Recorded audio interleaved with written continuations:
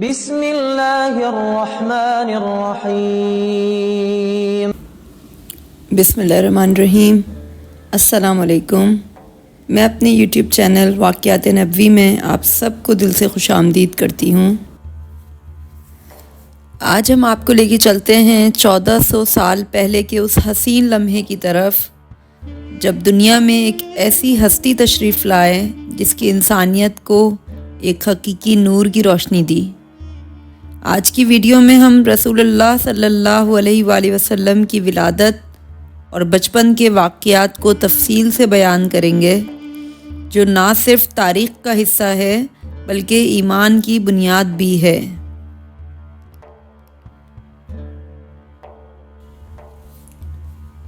آپ صلی اللہ علیہ وآلہ وسلم کے والد کا نام عبداللہ بن عبد المطلب تھا، جو قریش کے معزز قبیلے سے تعلق رکھتے تھے۔ عرب میں تعارف کروانے کے لیے باپ دادا کے ذکر کو ضروری سمجھا جاتا تھا۔ حسب و نسب کا سارا سلسلہ یاد رکھا جاتا تھا۔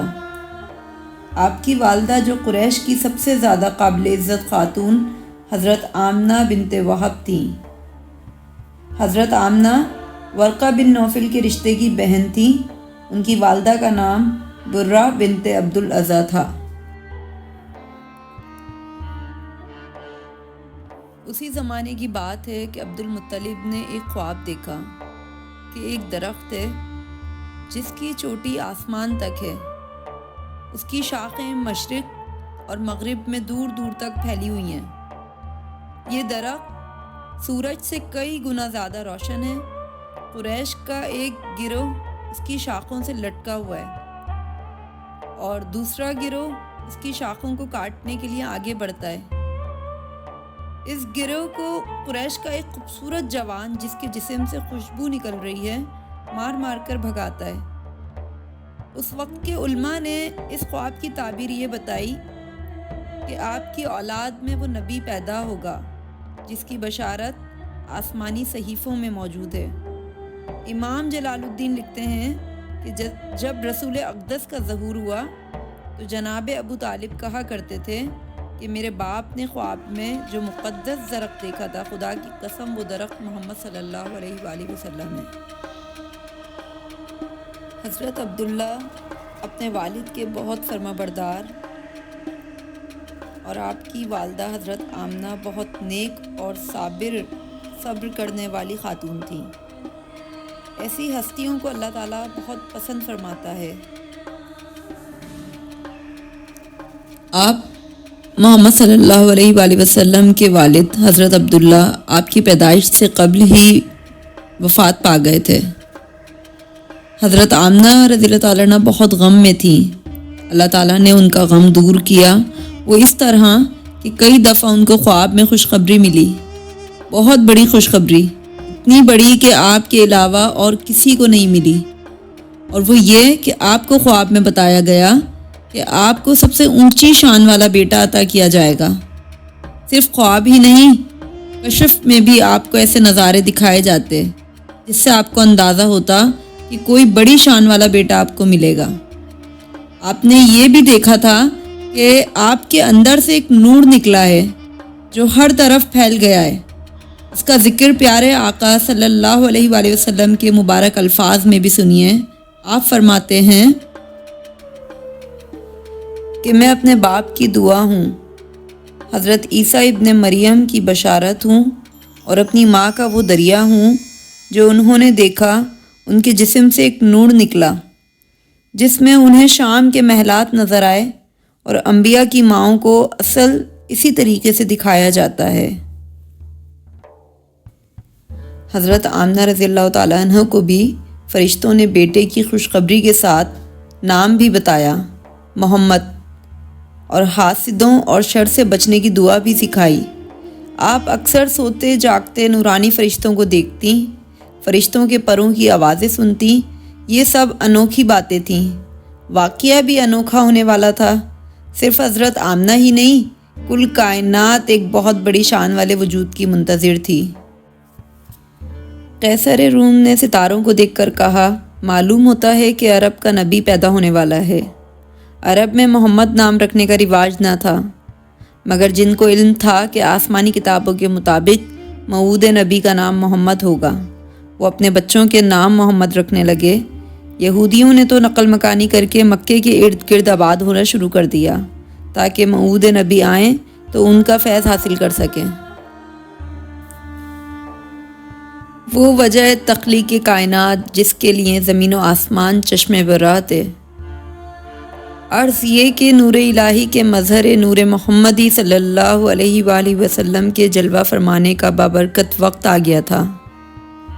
12 ربیع الاول عام الفیل 20 اپریل 571 عیسوی، یہ رات تھی مکے کی۔ رات کی خاموشی اور سکون میں ایک عجیب سی روشنی بکھری ہوئی تھی۔ سورج نکلنے سے کچھ دیر پہلے حضرت آمنہ رضی اللہ تعالیٰ عنہ کی گود میں وہ چاند آ گیا جس کی بشارتیں انہیں مل رہی تھیں۔ تب عرش معلیٰ سے وہ نور کا تخت اترا، ایک فوج فرشتوں کی ہمراہ سوار آئی، ایک ساعت نورانی خورشید سے روشن تر، پہلو میں لیے جلوہ بے حد و شمار آئی۔ آپ صلی اللہ علیہ وآلہ وسلم کی ولادت مکے کے محلہ سوق اللیل میں ہوئی۔ آپ کی دایا کا نام شفا تھا۔ وہ مشہور صحابی رسول اللہ صلی اللہ علیہ وسلم حضرت عبد الرحمن بن عوف کی والدہ تھیں۔ سب سے پہلے آپ کو گود میں لینے کی سعادت بھی انہی کو ملی۔ انتہائی حسین چمکدار چہرہ، پیشانی اور ناک اونچی، آنکھیں سیاہ اور روشن پلکیں دراز تھیں، سر بڑا اور بال کالے تھے۔ اس وقت آپ صلی اللہ علیہ وسلم کی والدہ کو کشف میں دکھایا گیا کہ آپ کے ہاتھوں میں فتح، نصرت اور غلبہ کی چابیاں ہیں۔ آپ صلی اللہ علیہ وآلہ وسلم آسمان سے نور آئے ہیں، خود بھی نور تھے۔ آپ صلی اللہ علیہ وآلہ وسلم کا نام محمد رکھا گیا۔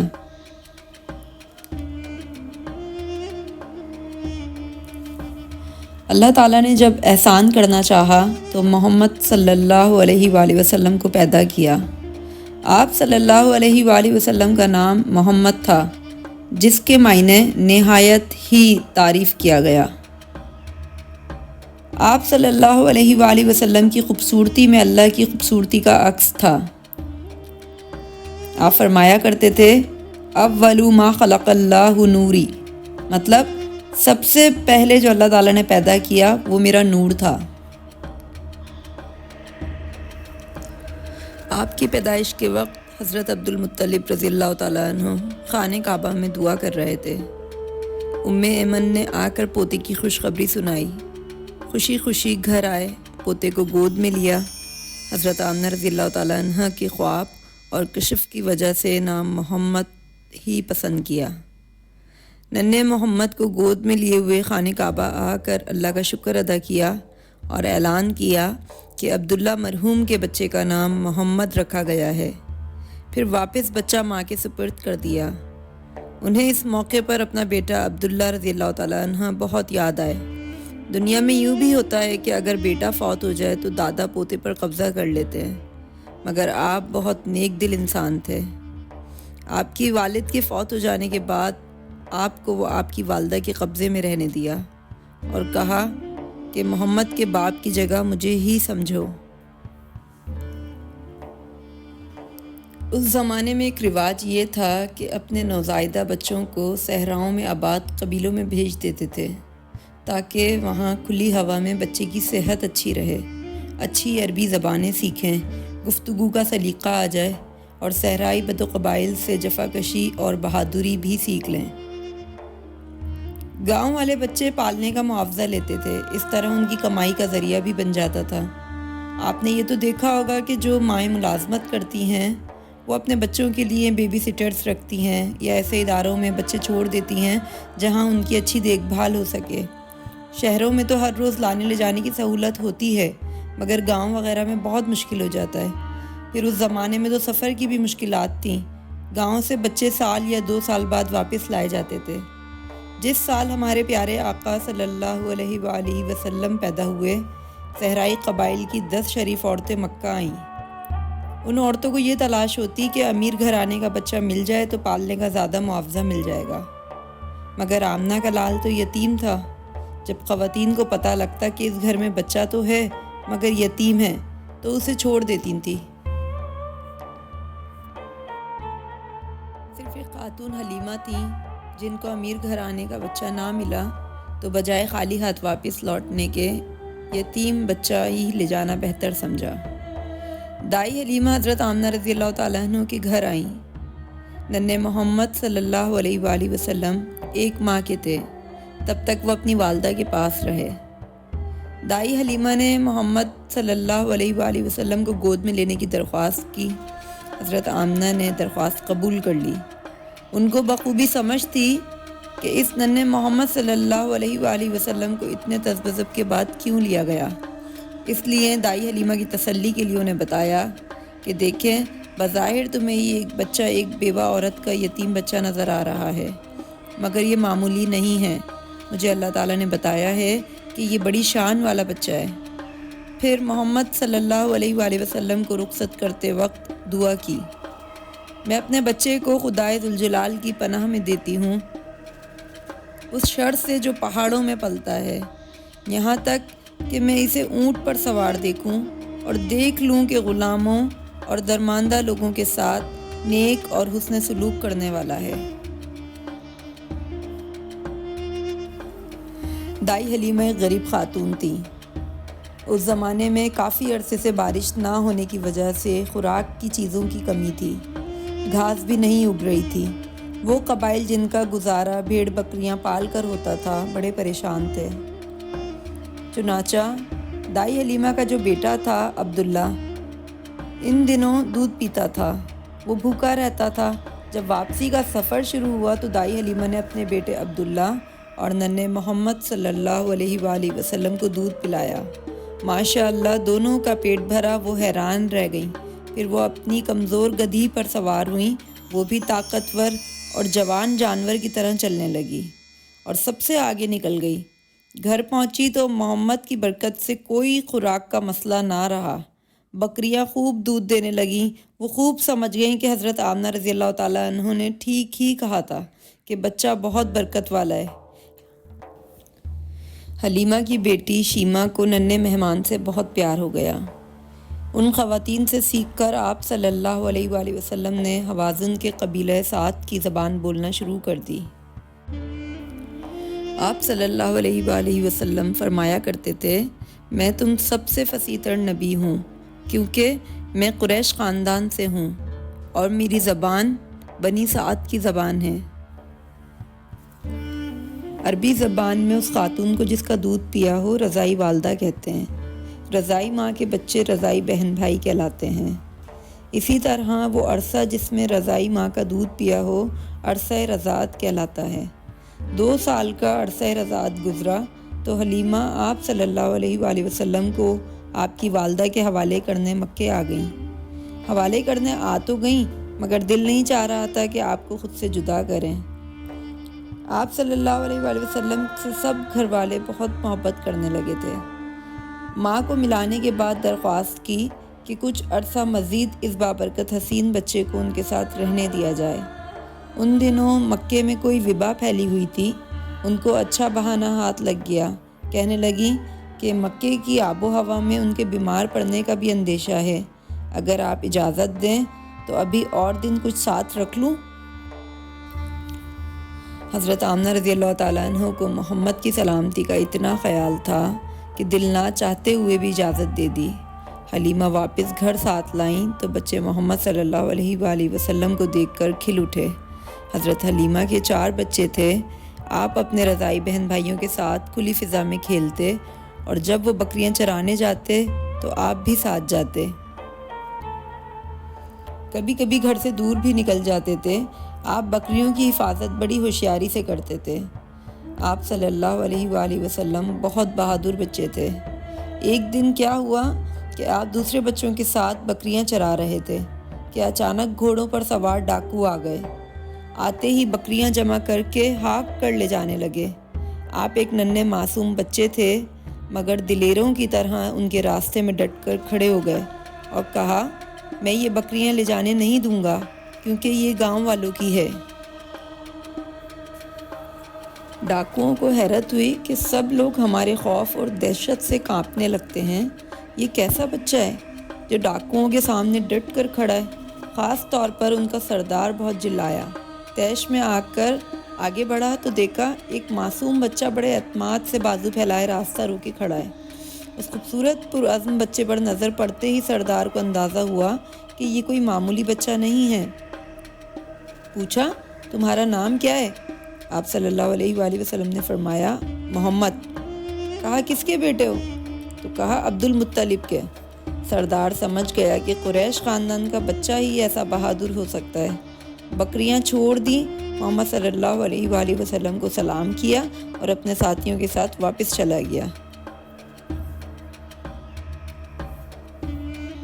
ایک اور واقعہ یہ ہے کہ آپ روزانہ کی طرح اپنے رضائی بھائی عبداللہ کے ساتھ اپنے گھر کے پچھلے حصے میں بکریاں چرا رہے تھے۔ آپ دونوں ہی تھے، کوئی اور نہیں تھا۔ آپ کی عمر اندازاً 4 سال تھی۔ اچانک سفید کپڑے پہنے ہوئے 2 اجنبی برف سے بھرا ہوا تشت لے کر آئے۔ حضرت محمد صلی اللہ علیہ وآلہ وسلم کو زمین پر لٹا دیا اور سینہ چاک کیا۔ عبداللہ دیکھ کر بہت پریشان ہوئے، ڈر گئے، بھاگم بھاگ گھر پہنچے اور اپنے امی ابا کو بتایا کہ محمد صلی اللہ علیہ وآلہ وسلم کو کسی نے قتل کر دیا ہے۔ حلیمہ اور حارث تیزی سے وہاں پہنچے، دیکھا تو وہاں کوئی بھی نہیں تھا اور محمد کچھ خوفزدہ کھڑے تھے، رنگ فقط تھا۔ دونوں نے پیار سے سینے سے چپٹایا اور پیار بھرے الفاظ لہجے میں پوچھا، بیٹا کیا بات ہوئی؟ محمد صلی اللہ علیہ وآلہ وسلم نے معصوم انداز میں ساری بات بیان کر دی۔ 2 آدمی آئے تھے، سفید کپڑے پہنے ہوئے تھے، ان کے پاس سونے کا تشت تھا، اس میں برف تھی اور وہ میرا سینہ کھول کر کچھ تلاش کر رہے تھے۔ دل نکال کر شگاف کیا اور اس میں سے سیاہ ٹکڑا نکال کر پھینک دیا، پھر میرے سینے اور دل کو برف سے دھویا، یہاں تک کہ خوب پاک کر دیا۔ حلیمہ اور حارث نے ادھر ادھر دیکھا، کوئی آدمی نہیں تھا، نہ خون نہ کوئی جسم کا حصہ نظر آیا۔ اللہ کا شکر ادا کیا کہ بچہ پرائی امانت بالکل سلامت ہے۔ فوراً فیصلہ کر لیا کہ آپ صلی اللہ علیہ وآلہ وسلم کو آپ کی والدہ کے پاس چھوڑ آئیں گے۔ خدا جانے کیا واقعہ ہوا تھا، وہ ڈر گئی تھی کہ کہیں اور کچھ نہ ہو جائے، بہتر ہے ماں کے حوالے ہی کر دیا جائے۔ یہ واقعہ شق صدر کہلاتا ہے، یعنی سینہ چاک ہونے والا واقعہ۔ یہ ایک طرح کا کشف تھا۔ کشف کا مطلب ہے جاگتے ہوئے خواب کا سمنظر نظر آ جانا۔ اس کشف میں آپ کا رضائی بھائی بھی کچھ حد تک شریک تھا تاکہ گواہ بنے۔ اللہ تعالیٰ کا فرشتہ انسانی روپ میں آیا اور آپ کا سینہ مبارک کو پاک کیا۔ پیارے محمد صلی اللہ علیہ وآلہ وسلم کے دل میں کوئی گندگی نہیں تھی، آپ کا دل بالکل پاک تھا۔ یہ سارا واقعہ خواب کی طرح تھا، جس کا مطلب یہ تھا کہ دنیا کی محبت آپ کے دل سے نکال دی گئی ہے۔ آپ کو دین کی سمجھ اور روحانی علوم دیے گئے، دوسروں پر روب دیا گیا کہ یہ کوئی معمولی بچہ نہیں بلکہ خاص بچہ ہے۔ حلیمہ مکہ پہنچی تو مکے کی گلیوں میں آپ صلی اللہ علیہ وآلہ وسلم ادھر ادھر ہو گئے۔ بہت تلاش کیا مگر آپ نہ ملے۔ پھر آپ گھبرا کر عبد المطلب کے پاس گئیں کہ میں محمد کو لے تو آئی تھی مگر وہ گم ہو گئے ہیں۔ عبد المطلب کعبے کے پاس جا کر دعا کرنے لگے۔ اتنے میں قریش کے ایک اور شخص ورقہ بن نوفل آپ صلی اللہ علیہ وآلہ وسلم کو لے کر عبد المطلب کے پاس آ گئے۔ آپ نے بچے کو بہت پیار کیا اور کندھے پر بٹھا کر کعبے کا طواف کیا اور آپ صلی اللہ علیہ وآلہ وسلم کے لیے بہت دعا کی اور پھر حضرت آمنہ کے پاس بھیج دیا۔ آپ اپنی والدہ کے ساتھ رہنے لگے۔ دونوں بے حد خوش تھے۔ پیاری پیاری باتیں کرنے والا حسین بچہ اور ترسی ہوئی ماں جس نے شوہر کی جدائی میں بڑا مشکل وقت گزارا تھا۔ مالی تنگی اس قدر برداشت کی تھی کہ کبھی سوکھا گوشت بھی کھا کر گزارا کیا تھا، مگر اس چھوٹے سے گھر میں سچے پیار کی دولت تھی۔ حضرت آمنہ رضی اللہ تعالیٰ عنہ ننھے شہزادے کو بہت پیار کرتی، مگر ان کو اس چاند سے بیٹے کو پیار کرنے کا موقع نہ ملا۔ ہوا یوں کہ آمنہ رضی اللہ تعالیٰ عنہ کے ننیال یثرب مدینہ میں رہتے تھے۔ آپ ان سے ملنے اور اپنے شوہر کی قبر پر دعا کرنے جایا کرتی تھیں۔ آپ نے پروگرام بنایا کہ محمد صلی اللہ علیہ وآلہ وسلم کو بھی ساتھ لے جائیں، دونوں حضرت عبداللہ رضی اللہ تعالیٰ عنہ کی زیارت ایک ساتھ کریں۔ آپ کی عمر اس وقت 6 سال تھی جب آپ اپنی والدہ اور ام ایمن کے ساتھ مکے سے سفر کے لیے روانہ ہوئے۔ آپ وہاں 1 ماہ ٹھہرے اور اپنے ہم عمروں میں خوب کھیلے کودے۔ یہیں پر آپ نے ایک تالاب میں تیرنا سیکھا، اپنے والد صاحب کی قبر کی زیارت کی۔ واپسی میں مدینہ اور مکے کے درمیان سفر کے دوران راستے میں حضرت آمنہ رضی اللہ تعالیٰ عنہ شدید بیمار ہو گئیں۔ حالت خراب سے خراب تر ہونے لگی تو ان کو محسوس ہوا کہ اب بچ نہیں سکوں گی میں۔ اپنے پیارے بیٹے پر الوداعی نگاہیں ڈالی اور باپ سے محروم بچے کی ماں نے محمد صلی اللہ علیہ وآلہ وسلم کو اللہ کے سپرد کر دیا۔ اے میرے بیٹے، تجھ پر اللہ اپنی برکتیں نازل فرمائے۔ مجھے یقین ہے کہ اللہ تعالیٰ جو صاحب جلال اور صاحب اکرام ہے، تجھے اپنے بندوں کی طرف مابعوث کرے گا۔ خدا شاہد ہے کہ اس سیدۃ النساء نے اپنی یادگار ایسا ہی بچہ چھوڑا جو کل عالم کے لیے ہدایت نور ہے۔ حضرت آمنہ رضی اللہ تعالیٰ عنہ ابوا نامی مقام پر وفات پا گئیں۔ ابوا میں ایک چھوٹی سی پہاڑی پر قدرے بلند جگہ پر آپ کی قبر ہے۔ آپ صلی اللہ علیہ وآلہ وسلم نے اپنی والدہ کے لیے دعا کی۔ ام ایمن محمد صلی اللہ علیہ وآلہ وسلم کو لے کر مکے واپس آئیں۔ باپ تو پہلے ہی نہیں تھے، اب ماں سے بھی محروم ہو گئے۔ دراصل آپ اپنے پیدا کرنے والے کی پناہ میں تھے۔ سورۃ الضحیٰ میں کچھ اس طریقے سے لکھا ہے کہ کیا ہم نے تجھے یتیم پا کر پناہ نہیں دی؟ اللہ تعالیٰ کی رحمانیت نے عبد المطلب کو مقرر کر دیا اور آپ صلی اللہ علیہ وآلہ وسلم کو پیار کی کمی نہ آنے دی۔ اللہ تعالیٰ نے آپ کے دادا عبد المطلب کے دل میں آپ کی غیر معمولی طور پر محبت پیدا کر دی۔ عام طور پر ایسے حالات میں انسان کی توجہ پوتوں کی بجائے اپنے دوسرے بیٹوں کی طرف ہوتی ہے، مگر عبد المطلب رضی اللہ تعالیٰ عنہ کی یہ حالت تھی کہ وہ اپنے بیٹوں کو تو ڈانٹ دیتے تھے مگر رسول کریم صلی اللہ علیہ وآلہ وسلم سے ہمیشہ محبت اور پیار کرتے۔ حالانکہ عبد المطلب کے بیٹے جوان تھے اور وہ ان کی خدمت بھی کرتے تھے، مگر اس کے باوجود اللہ تعالیٰ نے ان کے دل میں رسول کریم صلی اللہ علیہ وآلہ وسلم کی ایسی محبت پیدا کر دی کہ آپ اگر تھوڑی دیر کے لیے بھی ان کی نظروں سے اوجھل ہو جاتے تو وہ بہت بے چین ہو جاتے تھے۔ آپ کو ہر وقت گود میں اٹھائے رکھتے، آپ کی محبت میں اشعار پڑھتے تھے اور اپنے بچوں کو ڈانٹتے رہتے تھے کہ اس کی قدر کیوں نہیں کرتے۔ حضرت عبد المطلب رضی اللہ تعالیٰ عنہ کے بیٹے بیان کرتے ہیں کہ جب آپ مجلس میں بیٹھے ہوتے تو ان کا اتنا رعب تھا کہ ہم سے جوان بھی طاقت نہیں رکھتا تھا کہ آپ کے سامنے آنکھ اٹھائے۔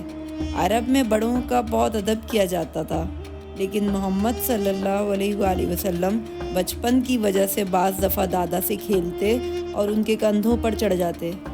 آپ کے بیٹے دیکھتے مگر عبد المطلب فرماتے، خبردار میرے اس بچے کو بری نگاہ سے نہ دیکھنا۔ محمد صلی اللہ علیہ وآلہ وسلم کے بچپن میں اسکول جانے کا کوئی رواج نہ تھا۔ آپ کی تعلیم و تربیت اللہ تعالیٰ نے خود کی تھی۔ آپ جانتے ہیں بچوں کا سب سے پہلا سہارا ماں باپ ہوتے ہیں۔ آپ کے والد فوت ہو گئے، اللہ تعالیٰ آپ کا سہارا تھے۔ آپ کی والدہ فوت ہو گئیں، اللہ تعالیٰ نے دکھایا کہ پالنے والا میں ہوں۔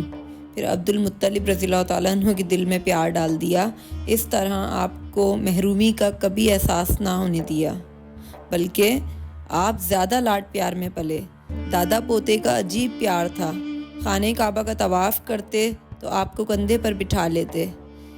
اس وقت تک کھانا شروع نہیں کرتے تھے جب تک ننھے محمد صلی اللہ علیہ وآلہ وسلم شریک نہ ہوتے۔ آپ کو یہ سرپرستی بھی زیادہ عرصے میسر نہ آئی۔ عبد المطلب بوڑھے ہو چکے تھے۔ آپ اس وقت 8 یا 9 سال کے تھے۔ عبد المطلب نے وفات سے کچھ دیر پہلے اپنے بیٹے ابو طالب رضی اللہ تعالیٰ عنہ کو بلایا اور فرمایا، میں تم پر دوسرے بچوں کی نسبت زیادہ اعتبار کرتا ہوں، یہ میری امانت ہے، ایسے بچوں کی طرح پالنا، دیکھنا اس کا دل میلا نہ ہو۔ حضرت عبد المطلب رضی اللہ تعالیٰ عنہ نے حضرت عبداللہ کے سگے بھائی ابو طالب کو یہ امانت سونپ کر 82 سال، کچھ روایتوں میں 100 سال کی عمر میں وفات پالی۔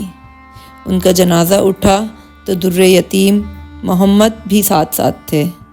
آپ صلی اللہ علیہ وآلہ وسلم کے آنسو بہتے جا رہے تھے۔ یہ عام الفیل کے بعد 8واں سال تھا۔ ابو طالب نے روتے ہوئے غمگین و پریشان بچے محمد صلی اللہ علیہ وآلہ وسلم کو اپنے سینے سے لگا لیا اور بڑے پیار سے کہا، تم بھی میرے بچے ہو، میرے دوسرے بچوں کے ساتھ میرے پاس آرام سے رہو۔ ابو طالب کو آپ سے اس لیے بھی پیار تھا کہ وہ آپ کے سگے بھائی کی اولاد تھے۔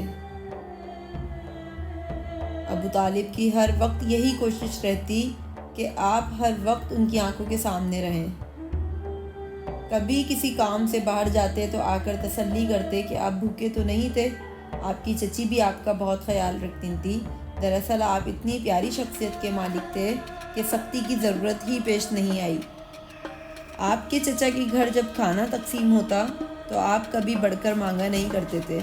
باقی بچے لڑ جھگڑ کر مانگتے، مگر رسول کریم صلی اللہ علیہ وآلہ وسلم اس بچپن کی عمر میں اپنی ذہانت اور سمجھ کے، بعض بچے جو ذہین نہیں ہوتے وہ اکثر بچپن کی وجہ سے لڑ جھگڑ کر مانگتے، جس طرح ماں سے مانگی جاتی ہیں چیزیں، مگر یہ محبت کا نتیجہ نہیں ہوتا بلکہ ان کی عقل کی کمی کا نتیجہ ہوتا ہے۔ یہ محسوس کرتے تھے کہ بطور حق کچھ نہیں مانگ سکتا، مجھ پر تو میرے چچا اور چچی کا یہ احسان ہے کہ انہوں نے محبت اور پیار سے اپنے پاس رکھ لیا ہے۔ بعض دفعہ آپ صلی اللہ علیہ وآلہ وسلم کے چچا بھی موجود ہوتے اور چچا کو رسول کریم صلی اللہ علیہ وآلہ وسلم سے جو محبت تھی وہ ایسی تھی کہ باپ کی طرح۔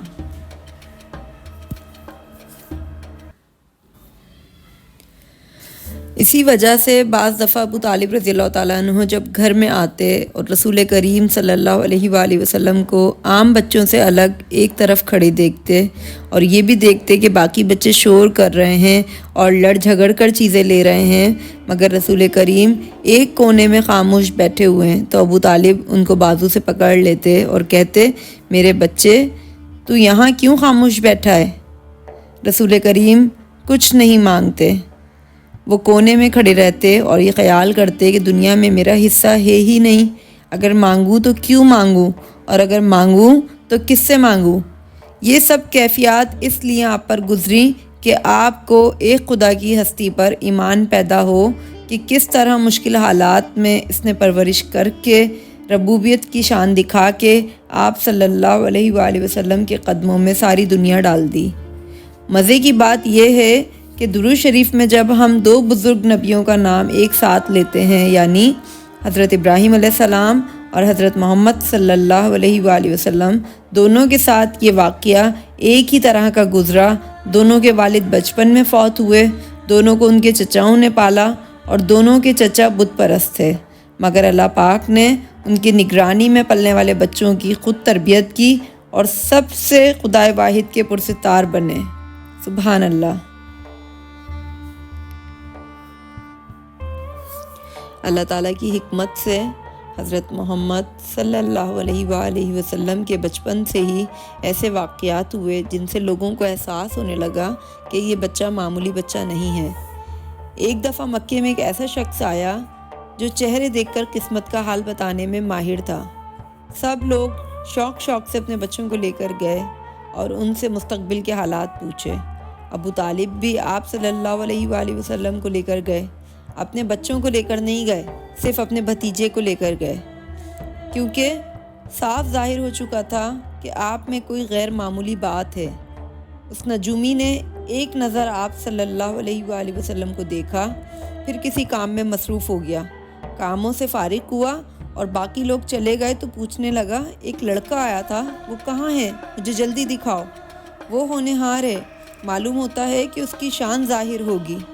ابو طالب نے اس قدر دلچسپی دیکھی تو گھبرا گئے کہ کہیں وہ بچے محمد صلی اللہ علیہ وآلہ وسلم کو زبردستی نہ چھین لیں۔ دراصل وہ اس لیے اصرار کر رہا تھا کہ آپ کے چہرے پر وہ خاص نور دیکھ چکا تھا۔ آپ 10-12 سال کے تھے تو عرب کے دوسرے بچوں کی طرح بکریاں چرانے کا کام بھی کرتے تھے۔ اس کی ایک وجہ مصیبت اور یتیمی تھی۔ دوسرے عرب کے بچے اسکول تو جاتے نہیں تھے، نہ ان کی شامیں آج کے بچوں کی طرح گزرتی تھی، بلکہ شام میں تیر اندازی، گھڑ سواری جیسی ورزشیں کھیلے اور اپنے ماں باپ کے ساتھ کاموں میں ان کا ہاتھ بٹاتے تھے۔ اسی طرح جنگلوں میں بھی اپنی بکریاں چرانے لے جاتے۔ آپ کے بچپن میں بکریاں چرانے کا ذکر بڑے پرلطف انداز میں ملتا ہے۔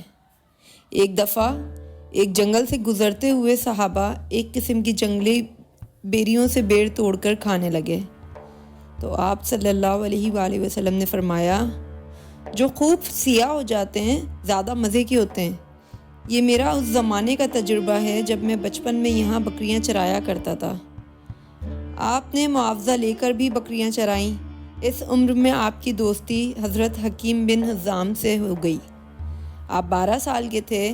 ابو طالب ایک تجارتی قافلے کے ساتھ شام کی طرف روانہ ہونے کے لیے تیار ہو رہے تھے۔ آپ سے یہ جدائی برداشت نہیں ہو رہی تھی۔ چچا سے لپٹ گئے اور رونے لگے۔ ابو طالب سمجھ گئے کہ محبت کی وجہ سے میرا جانا آپ کو اداس کر رہا ہے۔ خود ان کا دل بھی اداس ہو رہا تھا۔ دراصل اللہ پاک ایسے سامان کر رہا تھا کہ اس پیارے محمد صلی اللہ علیہ وآلہ وسلم کی شان سے زیادہ لوگ واقف ہو جائیں۔ آپ کے پیارے چہرے کو ایک دفعہ دیکھنے والے متاثر ہوئے بغیر نہیں رہ سکتے تھے۔ ابو طالب آپ کو اپنے ساتھ شام لے گئے۔ شام کے جنوب میں ایک گاؤں بصرہ تھا۔ جب قریش کا قافلہ وہاں پہنچا، وہاں ایک خانقاہ سومیہ مذہبی عبادت گاہ تھی جس کا راہب عیسائی عالم دین بحیرہ نام کا۔ بحیرہ کی نظر آپ صلی اللہ علیہ وآلہ وسلم پر پڑی تو اس نے دیکھا کہ بادل کا ایک چھوٹا سا ٹکڑا آپ پر سایہ کیے ہوئے ہیں تاکہ آپ کو دھوپ سے بچائے۔ اس نے کشفاً نظارہ بھی دیکھا کہ آپ کو دیکھ کر درخت اور پتھر سجدے میں گر گئے۔ اس کو فوراً اندازہ ہو گیا کہ 7 پشتوں سے سینہ در سینہ جو ایک موعود نبی کے متعلق پیش گوئی ہوئی ہے کہ قریش میں سے ہوگا، عین ممکن ہے یہی بچہ ہو۔ اس نے ایک ترکیب سوچی اور سب قافلے والوں کو دعوت پر بلایا تاکہ آپ صلی اللہ علیہ وآلہ وسلم کو اچھی طرح سے دیکھ سکے۔ وہ آنے والے مہمانوں کو غور سے دیکھتا رہا مگر وہ حسین بچہ اسے نظر نہ آیا تو اسے پوچھا کہ سب قافلے والے تو آ گئے ہیں۔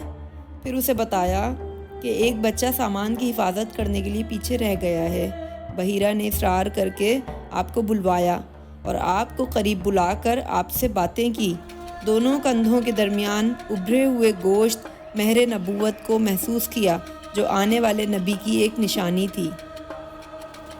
جب یقین ہو گیا کہ آپ ہی وہ موعود نبی ہیں تو ابو طالب سے پوچھا گیا کہ اس بچے سے آپ کا کیا رشتہ ہے؟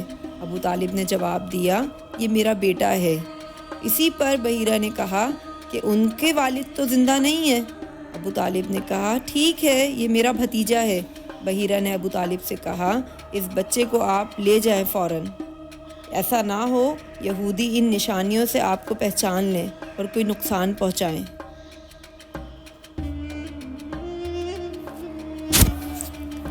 ہم ایک مقدس ہستی کے بچپن کے حالات اور واقعات کو بیان کر رہے ہیں۔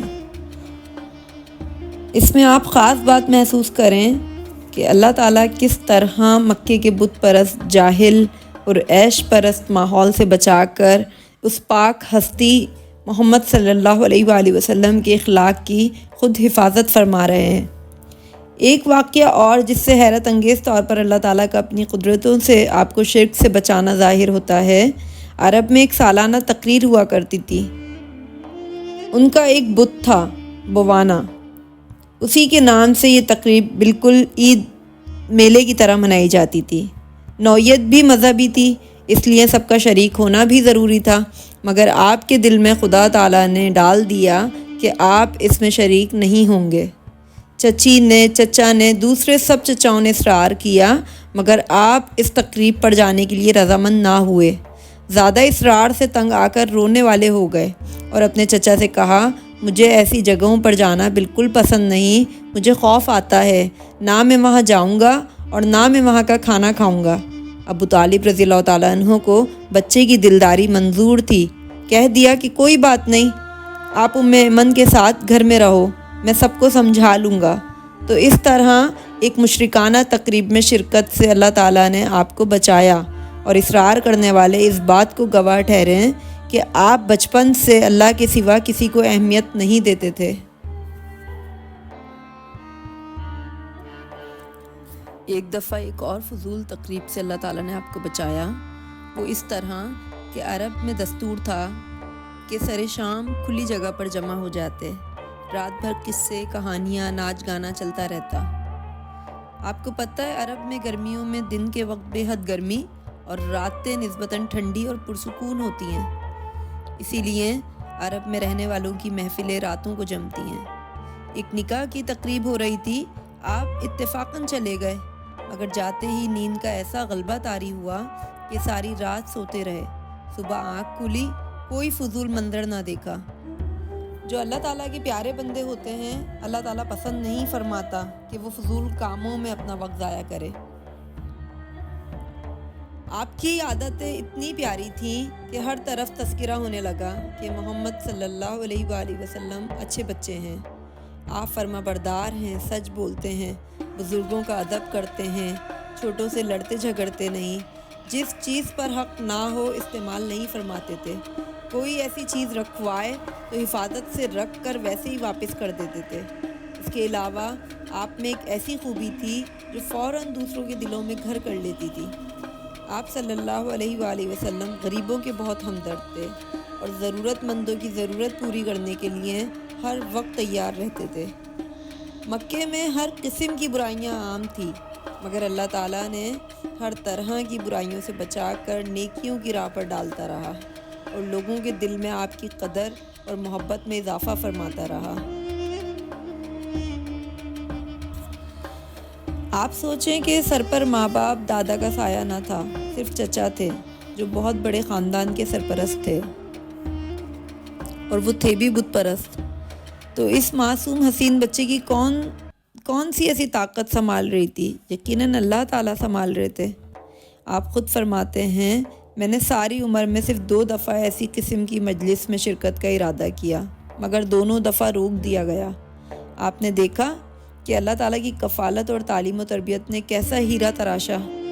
دنیا نے آپ سے بہتر انسان نہ کبھی دیکھا تھا، نہ کبھی دیکھے گی۔ آپ صلی اللہ علیہ وآلہ وسلم پر لاکھوں کروڑوں درود و سلام ہوں۔ وہ پیشوا ہمارا جس سے ہے نور سارا، نام اس کا ہے محمد، دلبر میرا یہی ہے۔ یہ تو بہت کم عمری کی حسین باتیں تھیں۔ آپ کچھ بڑے ہوئے تو آپ کی معاملہ فہمی اور صلح پسندی جیسے اوصاف نے بھی سب کو متاثر کر دیا۔ عرب قبیلے میں آپس میں چھوٹی چھوٹی باتوں پر لڑتے جھگڑتے تھے۔ کسی تقریب یا میلے میں میل جول کے وقت کسی بات پر اختلاف ہو جاتا تھا۔ یہ اختلاف جھگڑنے کی صورت اختیار کر لیتا تھا۔ یہ جھگڑے بعض وقت بہت لمبے چلتے اور لمبی لمبی جنگیں اختیار کر لیتے تھے۔ کوئی قبیلہ ہار مان کر یا جھک کر صلح پر راضی نہ ہوتا، ہر قیمت پر جنگ جاری رکھنے کو بہادری سمجھا جاتا تھا۔ ان کے ہاں ایک رسم جاری تھی، جب قبائل آپس میں کسی بات پر ٹھن جاتے تو ایک بڑے پیالے میں خون بھر لیتے تھے اور اپنی انگلیاں خون میں ڈبو کر قسمیں کھاتے کہ لڑائی ہوئی تو جان دے دیں گے مگر پیچھے نہیں ہٹیں گے۔ مکے سے مشرق کی طرف کچھ فاصلے پر ایک میلہ عکاظ لگا کرتا تھا۔ یہ میلہ کئی لحاظ سے بہت بڑا مشہور تھا اور اس میں دور دور سے لوگ شرکت کرنے آتے تھے۔ میلے کے ہلے گلے میں جھگڑا شروع ہو گیا۔ ایک طرف قبیلہ بنو کنانہ اور قبیلہ قریش کے لوگ تھے۔ ان کا سردار زبیر بن عبد المطلب تھا۔ دوسری طرف قبیلہ قیس اعلان اور قبیلہ حوازن تھے، جن کا سردار حرب ابن امیہ تھا۔ یہ جنگ بڑے جوش و خروش سے جاری رہی، لمبا عرصہ چلتی رہی۔ جب یہ جنگ شروع ہو رہی تھی تو رسول اللہ صلی اللہ علیہ وآلہ وسلم کی عمر تقریباً 15 سال تھی۔ آپ اس جنگ میں شامل ہوئے، مگر صرف اس قدر کہ اپنے چچاؤں کو تیر پکڑاتے تھے۔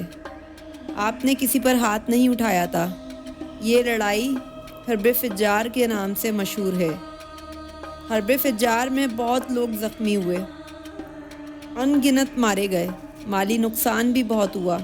آپ کے چچا زبیر بن عبد المطلب کو خیال آیا کہ قدیم زمانے میں امن قائم کرنے کے لیے جو عہد حلف الفضول کے نام سے کیا جاتا تھا، اسے کیوں نہ پھر سے تازہ کیا جائے۔ چنانچہ چند درد مند لوگ ایک شخص عبداللہ بن جدعان کے مکان پر جمع ہوئے۔ ان میں ہمارے پیارے آقا صلی اللہ علیہ وآلہ وسلم بھی شامل تھے۔ سب نے ان الفاظ میں قسمیں کھائیں، وہ مظلوم کی مدد کریں گے اور ان کے حق کو لے کر دیں گے جب تک کہ سمندر میں ایک قطرہ پانی کا موجود ہے، اور اگر وہ ایسا نہیں کریں گے تو خود اپنے پاس سے مظلوم کا حق ادا کریں گے۔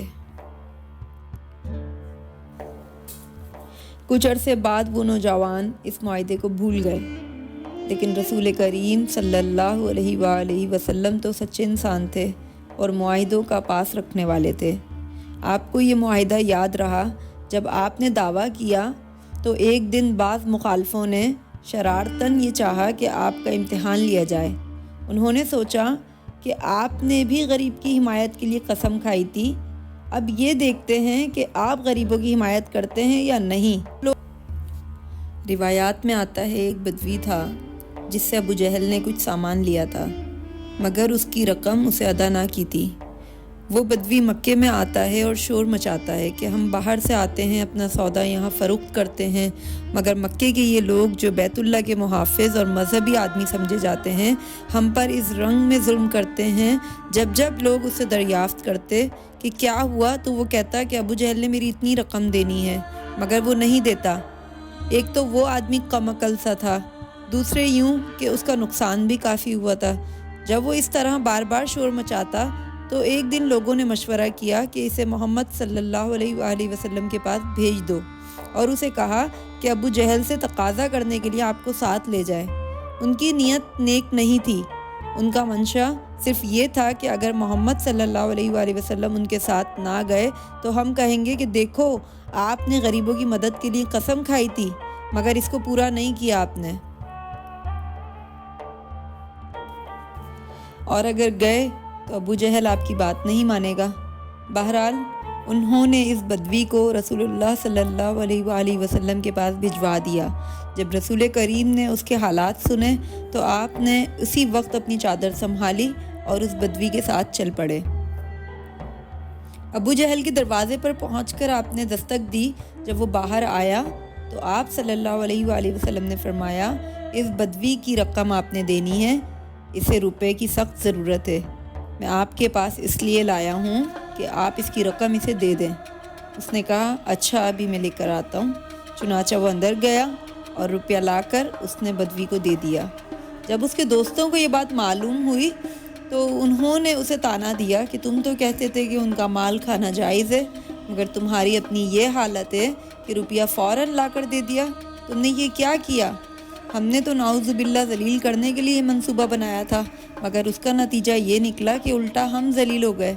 جب دوستوں نے اسے طعنہ دیا تو روایتوں میں آتا ہے کہ ابو جہل نے اسے یہ جواب دیا کہ خدا کی قسم جب محمد صلی اللہ علیہ وآلہ وسلم میرے پاس آئے تو میں نے دیکھا کہ آپ کے دائیں اور بائیں 2 مست اونٹ کھڑے ہیں، اور مجھے یوں معلوم ہوا کہ اگر میں نے انکار کیا تو یہ دونوں اونٹ مجھ پر حملہ کر دیں گے، اس لیے میں ڈرا اور روپیہ لا کر دے دیا۔ سب انسانوں میں سے سب سے بہترین انسان کے بچپن اور جوانی کا حال آپ نے دیکھا۔ آپ کی اچھی عادتوں کا اثر بچپن میں ہی کتنا پاکیزہ اور حسین تھا۔ جو آپ کو دیکھتا آپ کے اعلیٰ اخلاق کی وجہ سے آپ کی تعریف کرتا۔ آپ کے بچپن میں ہمارے لیے یہ سبق ہے کہ ہم ایسے انسان بنیں کہ ہمارا خدا یہ جان لے کہ ہم سب پیارے آقا صلی اللہ علیہ وآلہ وسلم کے روشن بچپن سے متاثر ہو کر ہم نے اپنے آپ کو سنوارا ہے۔